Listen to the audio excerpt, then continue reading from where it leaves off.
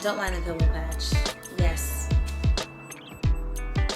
It's that time. Yes.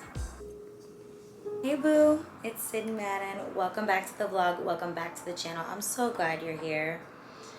I have not spoken to this camera in like over a month, it feels like. So today when I had some time to just breathe and recap, I was like, let me get back on track. Let me get back to it.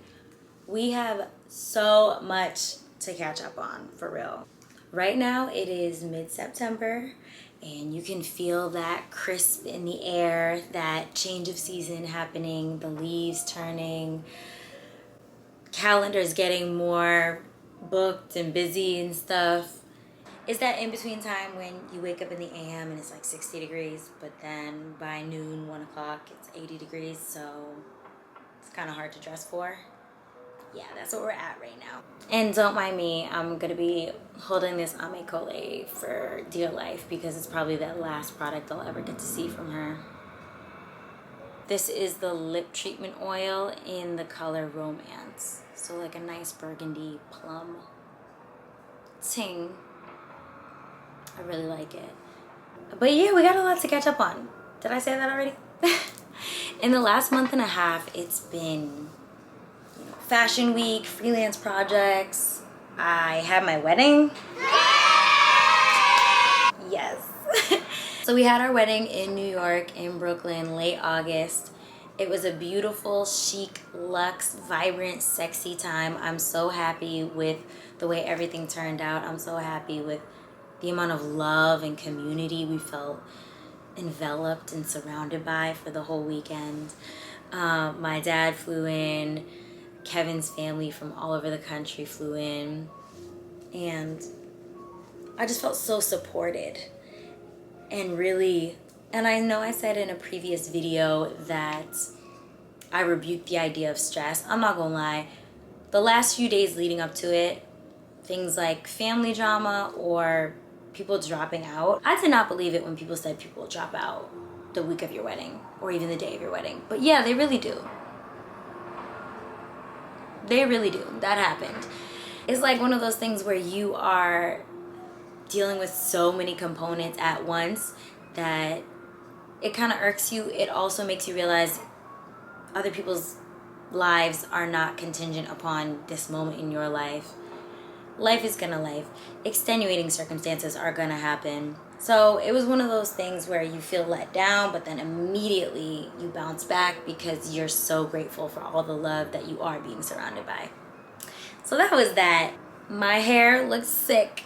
My dresses looked sick. My face looked sick. My girls looked sick. I was blissed out. My man, oh my God, his suit, sickening, amazing. Everything turned out beautifully. Florals, food, music, venue, vibes, everything was immaculate. Even the time I'm filming this right now, it already feels so far away. It was already like 3 weeks ago or something like that. And immediately after the wedding, we had to jump into New York Fashion Week stuff because of, just work and obligations, creative obligations, stuff like that. I have no footage of anything because my camera roll was full of wedding stuff that people were sending me, photographers, friends, family, da-da-da. I was still so in the moment and blissed out by that. I completely forgot to get content for New York Fashion Week, but New York Fashion Week was cool. It was fun. I went to a total of 2 events this year, and I think 2 is gonna be my cap from now on. Maybe even 1. We'll see. We'll see. You know what? As I've gotten older, and the wedding was a good reminder, you gotta be very intentional and very deliberate about the energy you keep around you. And yeah, where I'm at now, New York Fashion Week is not necessarily, or I'll say the egos associated with New York Fashion Week is not the energy I'm trying to be around or even be susceptible to anymore. But it was cool, it was cute. And then most recently, honestly, as recently as a couple days ago, I was down in Florida because right around the time of the wedding, one of my best friends, her and her family suffered a very shocking, devastating, sudden loss, sudden death in their family. And so I went down to support her and be there for her in her, you know, I don't even want to call it grieving. I don't even think she's had a moment to grieve yet, but in the whole funeral process. My heart broke for her on such a deep level because I think I've said it on here before. My mom passed away a few years ago, and the depth of that grief is honestly so hard to even to describe to somebody until they experience it themselves. And like it can feel like a hole, a black hole. How close she was to this person and her family, I knew that's the depth that she was being dragged into with the level of sadness she was experiencing. So I was like, I gotta be there for her. Like, no ifs, ands, or buts, you know? That's what community is. The way death is inconvenient all the time, yes. Community is inconvenient all the time, but it's a happy inconvenience I will make 10 times over for the people I love. Because you know what? Grief is a continuum. Grief is for real a continuum. I remember when I was going through therapy a few years ago, something my therapist said to help me visualize grief is that it is a pendulum. It swings back and forth in intensity through the course of your life. It's never stages, because stages means it's gonna end. Like there's gonna be an ending to it. It's something you're gonna carry, and it's gonna pop up in your life in moments you never expect throughout the rest of the course of your life. And it really is like, this is who you were before they were gone, and this is who you are after. And another way I started to think of grief is that it's just this noise, you know, this noise in your head. Not like any type of discernible noise, literally like screeching, audible pain that over time dulls a little bit, and little by little, it never goes away. But the more you get back to your life and live your life and honor them throughout your life, it's kind of transformed into a song. And the song is an honorarium and a legacy of the person you lost. Like and you are too. You are a living, breathing legacy for them. I gotta hold for this car. So in the midst of all that, it was actually also my birthday.